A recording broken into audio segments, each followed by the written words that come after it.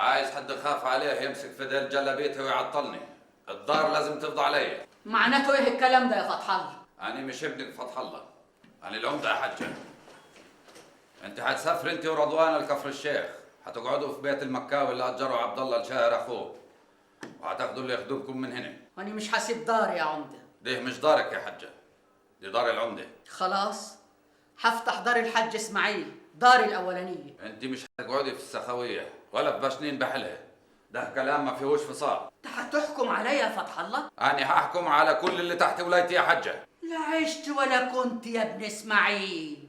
اعمل عمدة ومد رجليك على رؤوس الكل إلا أنا. استغفر الله العظيم، وحيد الله يا حجة. لا إله إلا الله يا حج. فتح الله شرحها على بلاطة وقال إنه ما بيتكلمش بلسان الابن اللي ما يقدرش يرفع عينه في أمه أو يرفض لها طلب، وكلنا عارفين قد إيه حبه واحترامه ليكي، غيرش بس الظروف اللي حواليه وأعدائه اللي اتجمعوا عشان يضربوه واللي ممكن يستغلوا في حربهم ضده قرايبه وأهله عشان يطروه عن طريقهم. وهنروح بعيد ليه؟ ما الأمور بانت النهارده الفجر لما خطفوا حسن. إحنا مش عصافير هيكفشوهم في القفص يا شيخ حامد. وإذا كانوا خطفوا حسن على إخواني وهو ماشي على الزراعية مش هيقدروا يهوبوا ناحية الدار. وليه تشغلوا بال الراجل باللي ممكن يحصل لكم؟ ما تبعدوا شوية وخلاص. هما يومين، أرجع حسن ورب اللي خطفوه واقطع رجليهم متبشتين بحلها. هالبت ما أنت فاهم أني واقفة لك ليه؟ أيوة يا أما فاهم، ما تخافيش عليا.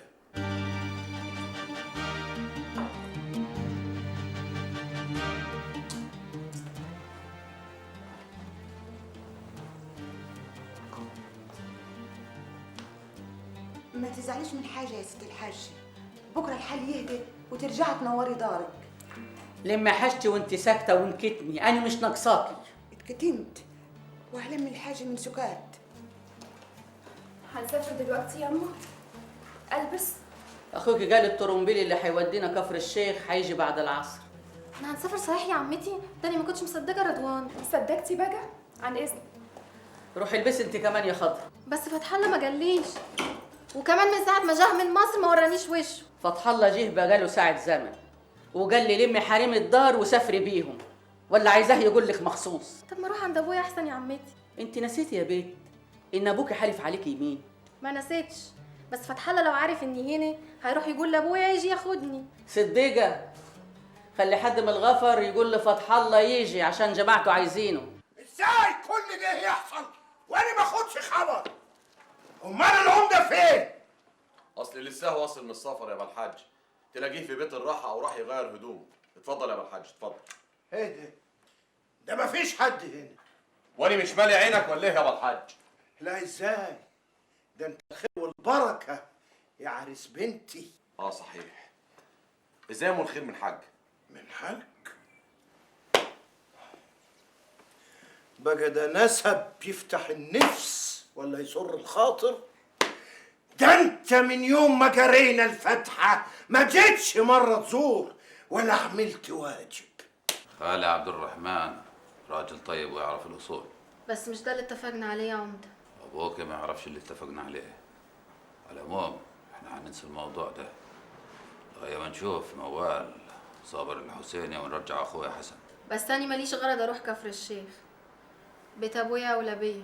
وأنا موافقك، هتركب الطنبيل اللي هاخدهم على كفر الشيخ يوصلوك عزبة السخاوة عند أبوك ويكملوا هما. وأخبار مصر إيه؟ مش وقته يا خضرة، ما فيش وقت. زمان الحج عبد الخالق جه ومستني.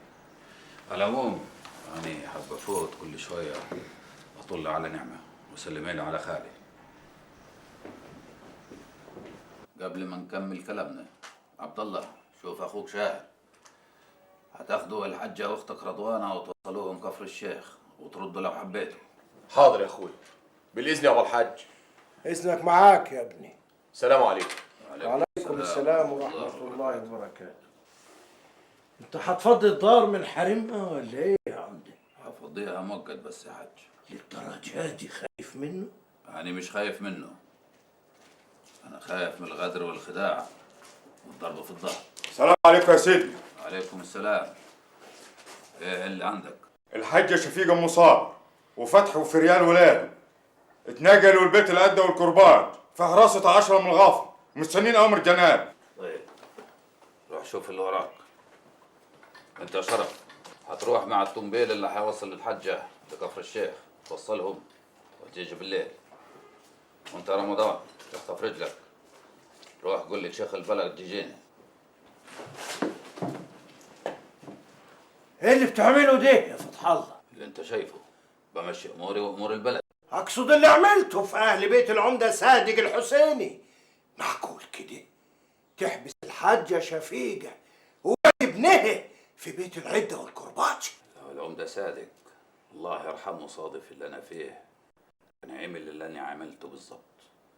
انا رعيت الاصول وعملت حساب لحرمة بيت العمدة القديم، لكن لقيت صابر الحسيني عامل شيخ منصر وبيقطع الطريق حوالين بشنين وتسحب ودخل البلد علشان يزور امه واولاده، ومع انه مجرم ويحق لي ان انا اقبض عليه واحبسه او ارجعه العاصي، قلت للغفر بتوعي ما حدش يلمس شعره من راسه. مش بس كده، أنا بعت له مرسال خصوصي يقول له يا صابر ننسى اللي فات وأحط إيدي في إيدك وأعينك نائب العمدة. ورد قال ايه؟ اتمرع عايز يفرض شروطه. قال إيه؟ عايزني عهده بالعمودية قدام كبارات الحسينة ومشيخة الأراونية. وفيها ايه يا عمده؟ بدل العداوه والضديات. وأبقى ملكت رقبتي يا كبير الحسينة، ولا جه نصب لي الخية ونطع العمودية زي ما كان عايز يعمل أول ما توليت. أنا ما عرضتش اللي عرضته ده ضعف ولا خوف، أنا قلت زي ما قلت أنت كده علشان الضياط والدم. لكن كان جزائي إيه؟ اتهجم عليا وخطف أخويا، ولما يخطف أخويا ويحبسه في الطاحونة القديمة عايز نعمل إيه يا حاج عبد الخالق؟ أسكت؟ أطاطي؟ لا طبعا تعمل اللي يحفظ لك كرامتك ويرجع لك اخوك، بس تبتدي بالمعروف الاول. هو ده اللي أنا بعمله يا حاج. حبس الحاجة شفيقة والولدين الصغيرين مش معروف يا عمدة، دي إهانة هتجر عداوة تفضل موجوجة زي النار اللي بتاكل في جرن مليان قش. هو ده دورك، أنت مش كبير الحسينة برضك؟ كبير السن لكن انت العمدة. السن له هيبة فوق أي سلطة. يعني عايز نعمل ايه؟ تروح له. اروح لمين؟ هتروح لمين يعني؟ للشيخ المنصر. صابر؟ وانا انا اعرف طريقه ازاي؟ ايه ما تعرفش طريق الطاحونة القديمة؟ هتلاقيهم معسكرين هناك.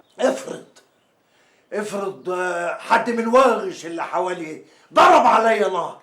هبعت معاك غفر يحموك. وبعدين اني ما فيش بيني وبين صابر عمار من يوم ما وقفت معاك ضده ايام العموديه. امال بعت له تجولي في العاصي ليه؟ اسلك فك لعبكاتك مرة واحدة بس، اعمل حاجة يفتكروها لك أهل بلدك. انت اللي هتروح له يا علوان. اروح لمين يا سي صابر؟ وازاي بعد اللي حصل ده اروح له برجلي؟ وانت خايف من ايه؟ انت هتروح له واخوه تحت ايديني. برضه مهما كان اني خرجت عن طوعه ويقدر يحبسني ويحاسبني بالميري. هو مش شالك من مشيخة الغفر وعين بدالك مشرقي ابن عبد السلام تعيلب؟ ايوه بس يعملها بلقم اليهود وطلعني مع غفري تجريده ورا ولاد الليل، وجاب مشرقي وكتب لحكم دار المديريه اني سبت الخدمه وشبطت في المنصر، راحوا موافقين له على تعيين ابن تعيلب. يعني يقدر دلوقتي يكلبشك ويحط الحديد في ايديك ويسجنك، وما حدش هيقدر يرفع في وشه صباع واحد ويقول لا، لاني ماليش عزوه سنداني. المبتدأ واني غريب، ولولا المرحوم صادق الحسيني خدني في حماه ورباني كان زماني داير مع كلاب السكك ولا طايح مع المنصر.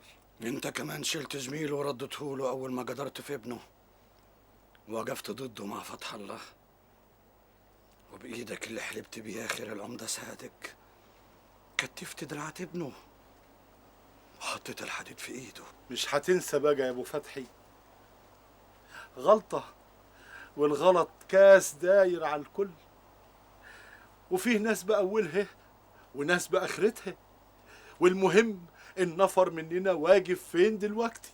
وانت واقف فين دلوقتي يا علوان؟ جارك وكتفي بكتفك وعدوك عدوي. امال بتهرب ليه من ملاجية ابن ست اخواتها؟ أنا ما بهربش من جنس مخلوق، وواكل وانا صغير كبد الديبة مرضع.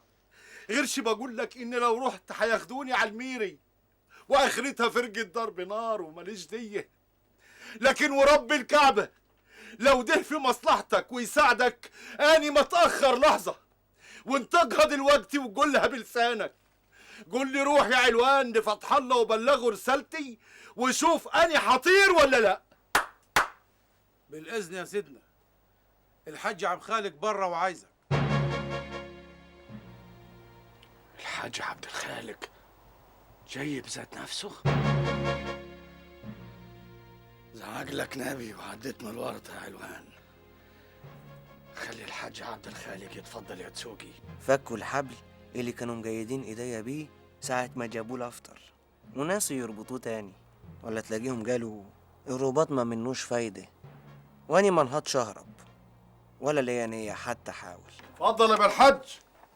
ابوك الحاج عبد الخالق مصمم يطمن انك بخير ومحدش اذاك. السلام عليكم يا حسن يا ابني. وعليكم السلام ورحمة الله وبركاته. بارك الله فيك. بسم الله ما شاء الله. انت كويس اهو يا حسن. في حد بيأذيك او بيمد ايده عليك؟ لا يا بالحج. اطمنت يا حج؟ الحمد لله. نروح بقى لصابر. بقول لك ايه يا حسن، اطمن انت كمان، فتح الله مش هيسيبك هنا. هو فتح الله راجع من المحروسة؟ هالبت ما انت عارف غرضي من قبل الموال ده كله يا صابر. وانت مين اللي يقدر يعرف غرضك في الزمان كله يا حاج؟ اياك نسيت ان بعتلك مرسال مخصوص لجزيرة العاصي؟ لا ما نسيتش، بس الجولي ما قاليش حاجة اقدر اطبق عليها كفي. على كل اللي طلبه الجولي انا نفذته، وادينا اهو جايب رجالتي وعلوان ابو حجر وغفر انضمولي، وبقيت واقف على ابواب البلد. هتساعدني ازاي؟ قبل ما تطلب مني المساعدة خلينا نحل المشكلتين دول الأول. لازم نهدي الجو وننيم العمدة ورجالته، وفي نفس الوقت. انت بتقول ايه يا حاج؟ انا مش شايف ان في مشكلة تانية خالص. يقصد مشكلة الشيخ حسن ياسي صابر. دي مش مشكلة نتكلم فيها ونحلها. المشكلة التانية أهم. أنا مش شايف إن في مشاكل تانية. يبقى لسه ما وصلكوش الخبر. خبر إيه يا حاج؟ استنى أنت يا علوان. هو في حاجة حصلت وإحنا ما نعرفهاش؟ أنا كنت فاكر إن حد من غفر مشرقي بلغ رجالتكم. ما تتكلم يا عبد الخالق، ما تقول إيه اللي حاصل. عبد الخالق كده حاف. ما تضيقش خلق أمال، اتكلم بقى. أمك وعيالك الاتنين محبوسين في بيت العدة والكرباج.